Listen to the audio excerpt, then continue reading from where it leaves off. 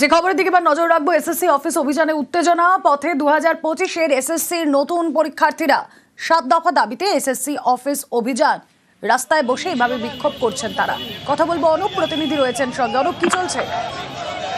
দেখো, মূলত 7 দফা দাবি এপিসি ভবন একেবারে অভিযানে ডাক দেওয়া হয়েছে। মূলত তাদের যে দাবি, করুণাময়ী থেকে মূলত মিছিল করে এপিসি ভবন যখন অভিযান করে তার আগেই কিন্তু পুলিশের পক্ষ থেকে সেখানে তাদের আটকে দেওয়া হয়েছে। এপিসি ভবনের আগে এই মুহূর্তে পুলিশের পক্ষ থেকে আটকে দেওয়া হয়েছে এবং তাদের যে দাবি, একাধিক অবিলম্বে ফাইনাল উত্তরপত্র প্রকাশ করতে হবে।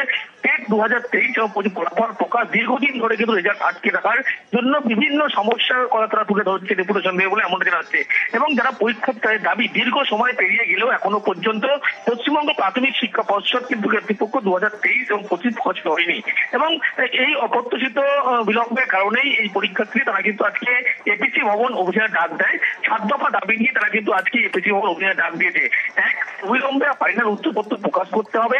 পরীক্ষায় ওবিসি জাজমেন্ট আসার আগেই হয়েছিল, সুতরাং ফল প্রকাশের ক্ষেত্রে ওবিসি জাজমেন্ট কিভাবে বাধা হয়ে দাঁড়ালো, এই সমস্ত এবং নতুন নিয়োগ প্রক্রিয়া হওয়ার আগেই ফলাফল প্রকাশ নিশ্চিত করতে হবে। এই সমস্ত একাধিক দাবি নিয়ে তারা কিন্তু এপিসি ভবন অভিযানে ডাক দিয়েছে।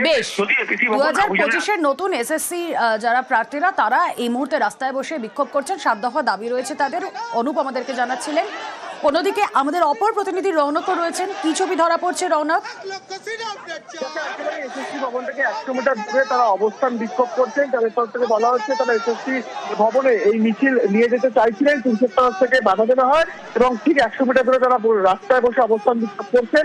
তাদের যে দাবি যে 2016 সালের যারা চাকরিহারা যোগ্য চাকরি প্রার্থী তাদের জন্য তাদেরকে কেন ভোগান্তি স্বীকার হতে হবে, তাদের নির্দিষ্ট করে 30,000 সিট বৃদ্ধি করতে হবে এবং যে 10 মাস ইন্টারভিউয়ের জন্য ছাড় দেওয়া হয়েছে সেই ছাড়ে বেশ কয়েকজন চাকরি প্রার্থী যারা 2016 সালে পরীক্ষা ছিল তারা সুবিধা ভোগ করবে।